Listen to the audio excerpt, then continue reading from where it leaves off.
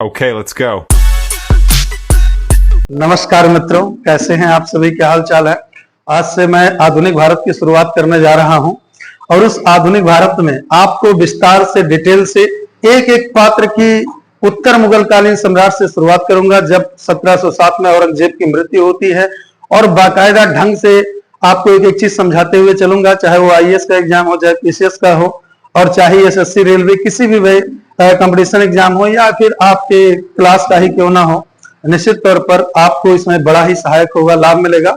और यहां से आने वाले किसी भी प्रश्न को मैं यह गारंटी के साथ कहता हूं, यदि आप पूरी वीडियो को इत्मीनान और ध्यान से देखेंगे तो यहां से कोई प्रश्न छूटने वाला आपका नहीं है, वो चाहे जितने हाई लेवल तक का हो। ठीक है मित्रों, तो मैं शुरुआत करने जा रहा हूं आधुनिक भारत की। तो आधुनिक भारत में सबसे पहले तो मैं उन उत्तरकालीन मुगल सम्राटों को क्लियर करना चाहूंगा, एक एक पात्र को, क्योंकि उन लोगों का अंग्रेजों के शासन में बड़ा योगदान रहा है और मुगलकालीन सम्राट जहां से समाप्त होते हैं, बर्बाद होते हैं, कमजोर और क्षीण हो जाते हैं, वहीं से शुरुआत होती है। तो मित्रों, सबसे पहली जो शुरुआत है वो ये है कि औरंगजेब, यहीं से शुरू कर रहा हूं। औरंगजेब, इस औरंगजेब जो था अंतिम मुगल कालीन सम्राट था कि जिसका पूरे भारत पर आधिपत्य था।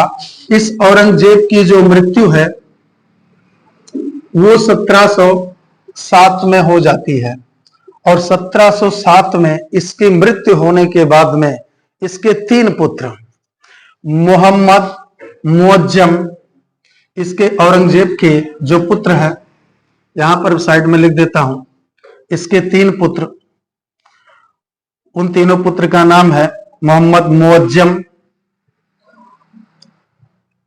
मोहम्मद आजम, मोहम्मद कामबख्श। इन तीनों पुत्रों में इतनी बदतमीजी थी दोस्तों कि औरंगजेब की मृत्यु होने के पश्चात उसकी लाश को दफनाया नहीं, बल्कि इन तीनों ने पहले उत्तराधिकार के लिए युद्ध किया। और इन तीनों में इतना बड़ा संघर्ष लड़ा, चूंकि तीनों पुत्रों को औरंगजेब ने अलग अलग क्षेत्र का नवाब बना रखा था, अलग अलग क्षेत्र का इन्हें गवर्नर बना रखा था। तो इन तीनों ने अपने अपने गवर्नरी का दावा किया और कुर्सी को इन्होंने लेना चाहा। और मुअज्जम, आजम और कामबख्श का युद्ध होता है, तो जजाऊ के स्थान पर एक जगह है जजाऊ, वहां पर मोहम्मद आजम को, कहां पर? जजाऊ, जजाऊ के स्थान पर 18 जून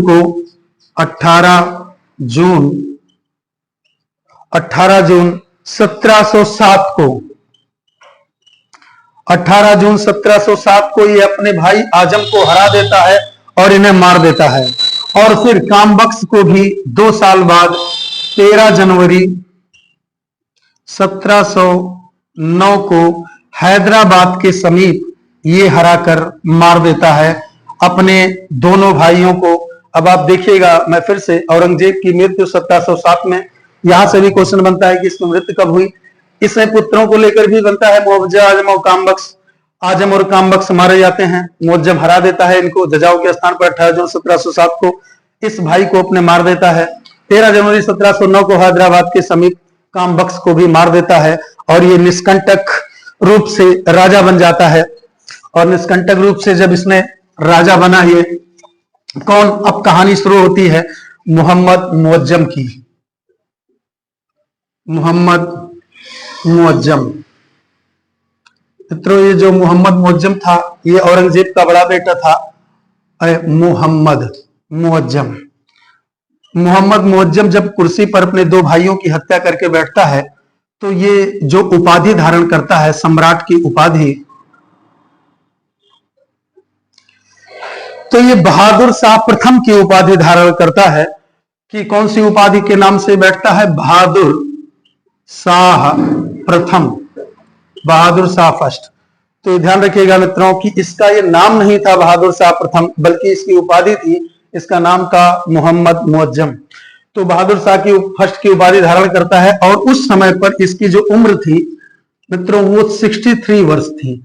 अब आप स्वयं बताइए कि ये तीनों बदतमीज इतने थे कि पिता की लाश रखी रह गई, 3 दिन के बाद फिर उसको दफनाया जाता है। पहले ये युद्ध और बवाल कर लेते हैं, और उनके दफनाने के बाद में फिर जहां पर युद्ध होता है और इन दोनों भाइयों को ये मोहम्मद मुअज्जम मार देता है और इसकी उम्र 63 वर्ष है। अब आप स्वयं बताइए कि जो राजा इतना कमजोर हो चुका हो कि अपने भाई को ही नहीं संभाल सका बल्कि उनसे युद्ध करके उनको मार दिया, तो ये स्वयं कमजोर हो गया और इसकी उम्र भी काफी थी, 63 वर्ष का ये बूढ़ा था। तो जब बूढ़ा ये कुर्सी पर बैठा भारत के सम्राट की गद्दी पर, तो सबसे बड़ी समस्या इसके सामने ये आई कि इसके पिता जो औरंगजेब थे, उन्होंने 1789 से 1789 से ही शिवाजी के पौत्र साहू को अपने कैद में कर रखा था। तो इसकी सबसे पहली मित्रों कहानी यही होती है, ये तो आपको पता ही चल गया कि ये जो सबसे पहले नीति अपनाता है, ये शांति प्रिय नीति अपनाता है। भाइयों को अपने मारने के बाद ये शांति प्रिय नीति अपनाता है। ऐसा ये क्यों कर रहा है? ये शायद इसकी सूझबूझ की परिणाम थी या इसकी कमजोरी थी कि ये सबसे शांति कर रहा है। ये तो कोई इतिहासकार क्लियर नहीं बता पाते हैं, लेकिन जहां तक इसकी ये नीति अच्छा सा ठीक ठाक इसका काम करती है और इसको लाभ देती है, तो शांति प्रिय नीति में इसकी दो बातें आएंगी। सबसे पहली चीज, इसने क्या किया? मराठों से, मराठे मतलब वही शिवाजी के वंशज, तो मराठों से उनके ये मान करके चलो कि शिवाजी के पहला काम क्या करता है अपनी शांति प्रिय रीत में? फर्स्ट वर्क ये करता है कि जो शिवाजी थे उनका पौत्र, शिवाजी के पौत्र साहू, जो कि साहू जी 1789 लगातार गिनती है, आप करने में दिक्कत नहीं होगी, 7 8 9 1789 से जो साहू कैद में था शिवाजी का पौत्र, उस साहू को ये बहादुर शाह प्रथम जो है छोड़ देता है और कहता है कि अब आप मुंबई महाराष्ट्र अपने क्षेत्र को जा सकते हैं। मित्रों ये छोड़ता है, इसके पीछे भी बहुत सारा रीजन होता है कि ये क्यों छोड़ता है, इनको शांति प्रिय नीति क्यों अपनाता है। क्योंकि मोहम्मद मुअज्जम ये समझ रहा होता है कि ये जो शिवाजी का पौत्र साहू जी पहुंचेंगे तो वहां पर मराठों का कोई ना कोई वंशज है जो राज्य कर रहा है और इनकी जो राजा राम की विधवा पत्नी थी ताराबाई, वो राज कर रही थी। तो साहू जब जाएगा तो उनसे युद्ध होगा और इनमें आपस में ही युद्ध छिड़ जाएगा। इसी वजह से शांति प्रिय नीति अपनाता है और इनको छोड़ देता है। और दूसरा काम ये क्या करता है अपनी शांति प्रिय नीति में कि जो राजपूत राजा थे उनसे ये संधि कर लेता है और उनके क्षेत्र जो भी औरंगजेब के द्वारा जीते गए थे वो सब राजपूतों से संधि करता है और पुनः वापसी कर देता है। पुनः वापसी का मतलब यह है कि कभी इसका था और बाद में लोगों ने जीता, फिर हारा और फिर ये जो है इसके कब्जे में आ गया था, लेकिन ये फिर राजपूत राजाओं को उनकी जमीनें या जो भी उनकी जागीर थी उसे वापसी कर देता है। तो इसकी नीति तो अच्छी चली, लेकिन इसके लिए, ठीक है मैं इसको रफ कर रहा हूं, इसके लिए सबसे बड़ी प्रॉब्लम, ये तो इसकी नीति थी शांति प्रिय, लेकिन सबसे बड़ी प्रॉब्लम इसके लिए वहां पर आती है कि ये मराठों से राजपूत राजाओं से शांति स्थापित कर ले गया, लेकिन सिखों से इसका बैर चलता रहा। सिखों को ये शांत नहीं कर पाया और सिखों को शांत नहीं कर पाने के पीछे जो सबसे बड़ा रीजन था वो ये था कि सिखों का एक नेता था बंदा बहादुर, बड़ा ही जानदार, बड़ी ही गजब पर्सनालिटी का व्यक्ति था, नाम भी बंदा बहादुर है और वास्तव में वो शेर बहादुर था भी। तो बंदा बहादुर ने पंजाब में मुस्लिमों के विरुद्ध एक बहुत तगड़ा अभियान चला रखा था। मुस्लिमों के विरुद्ध अभियान का मतलब आप समझते हैं कि उसके धर्म के प्रति उनके विरुद्ध अभियान था उसका। तो पंजाब में ऐसा चल रहा था। तो बंदा बहादुर सिखों का नेता कौन था? बंदा बहादुर। इस बंदा बहादुर ने पंजाब में मुस्लिमों के खिलाफ आंदोलन छेड़ रखा था व्यापक रूप से। अब व्यापक रूप से कहने का मतलब आप समझ पा रहे हो कि कोई भी क्षेत्र छूट नहीं रहा था जहां पर ये मुस्लिमों के खिलाफ प्रचार न कर रहा हो और उन्हें हराने की कोशिश न कर रहा हो।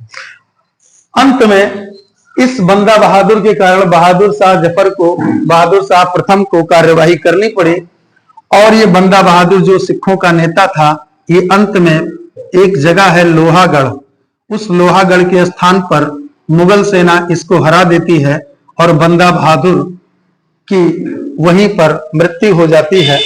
इन्हें जो है लोहागढ़ में ये हारता है नेता बंदा बहादुर, और व्यक्ति जो हार गया वो समझ लो मर गया, क्योंकि इसी तरह से राजनीति हो रही है और ये मर भी जाता है, वहां पर मार दिया जाता है। और इसके बाद क्या कहानी होती है 1711 में। 1711 में मुगलों को पुनः सरहिंद प्राप्त हो जाता है। सरहिंद जो है पुनः जीत लिया जाता है मुगलों के द्वारा, क्योंकि सरहिंद जो है वो पंजाब के राजाओं के पास चला गया हुआ था, तो पुनः जीता किसको? सरहिंद को। किसने? मुगल सेना ने। कब जीता? 1711 में। किसे हरा करके? बंदा बहादुर को हरा करके। ये क्वेश्चन इंपॉर्टेंट है, पूछा जाता है। और मित्रों, इतना काम करने के बाद इसकी शांति प्रिय नीति, अपने भाइयों को मारना और लोहागढ़ में नेता बंदा बहादुर की मौत, और उसके बाद पुनः सरहिंद को जीत लेना, इस सब करते हुए 27 फरवरी 1712 को 27 फरवरी 1712 को इस व्यक्ति की, बहादुर शाह प्रथम की मृत्यु हो जाती है और ये मर जाता है। इसकी मृत्यु के पर एक सिडनी ओवन, एक इतिहासकार हैं, उन्होंने कहा है कि यह अंतिम सम्राट था जिसके बारे में कुछ अच्छा कहा जा सकता है, क्योंकि इसके बाद जो भी सम्राट आपको दिखेंगे मुगल में, वो अत्यंत कमजोर, लालची प्रवृत्ति के और बस सिर्फ अपने ही ऐशो आराम पर ध्यान देने वाले हैं, जनता से उनका कोई लेना देना नहीं है। तो ये अंतिम मुगल सम्राट था मित्रों। इसके बाद में जो भी मुगल सम्राट आएंगे वो सैयद बंधुओं के कुछ कब्जे में चलेंगे, उसके बाद फिर धीरे धीरे अंग्रेजों के कब्जे में आते रहेंगे। तो इन पात्रों को मैंने क्लियर किया है। अब इसके पुत्रों की बात मैं कर लेता हूं, और उसके बाद अगली कहानी मैं जो है अगले वीडियो में प्रदर्शित करूंगा, क्योंकि ये लंबा ना हो, आप लोग थोड़े थोड़े में देखते रहें। तो इसके 4 पुत्रों की बात कर लेता हूं। इसकी मौत हो जाती है तो इसके 4 पुत्र जहांदर शाह, जहान शाह, अजीम उस्सान, रफी उस्सान। तो ठीक है, इसकी उपाधि यही थी मोहम्मद बहादुर शाह प्रथम। इसके 4 पुत्र, पहला है इसके मोहम्मद मुअज्जम के 4 पुत्र हैं। उन 4 पुत्रों में एक का नाम है जहांदर शाह और दूसरे का नाम है जहान शाह। नाम क्लियर करते हुए चलिएगा, क्योंकि बड़े इंपॉर्टेंट हैं। ये कहीं भी ऑप्शन में फंसा देते हैं कि कौन उसका बेटा था कि नहीं था, 4 ऑप्शन दे देगा। आपको लगता है कि नहीं जहांदर शाह राजा बना तो इसी का नाम जानना जरूरी है, लेकिन नहीं, प्रॉब्लम हो जाएगी। क्योंकि यूपीएससी में ऐसा देते हैं कि वो 3 का ऑप्शन दे दिए और दे देंगे कि बताओ बहादुर शाह प्रथम का कौन सा बेटा नहीं था, और आप किसी का नाम जानते हो बाकी का नाम नहीं जानते हो, तो मामला फंस जाएगा। तो इसलिए अजीम उस्सान, रफी उस्सान, ये 2 तो शाह में हो गए। उसके बाद आता है एक का नाम अजीम उस शान, अजीम उस्सान, और दूसरे का नाम आता है रफी उस्सान, रफी उस्सान। तो मित्रों, जिस प्रकार से मोहम्मद मुअज्जम ने अपने 2 भाइयों की हत्या की थी, इसके 4 पुत्र भी अब आगे एपिसोड में मैं क्लियर करूंगा कि जहान शाह, जहांदर शाह, रफी उस्सान और अजीम उस्सान, इन 4 में युद्ध होता है, अंत में विजय यही होता है और ये सम्राट बनता है कुछ दिनों के लिए। तो ये बातें मैं कल के एपिसोड में क्लियर करूंगा। जय हिंद, जय भारत।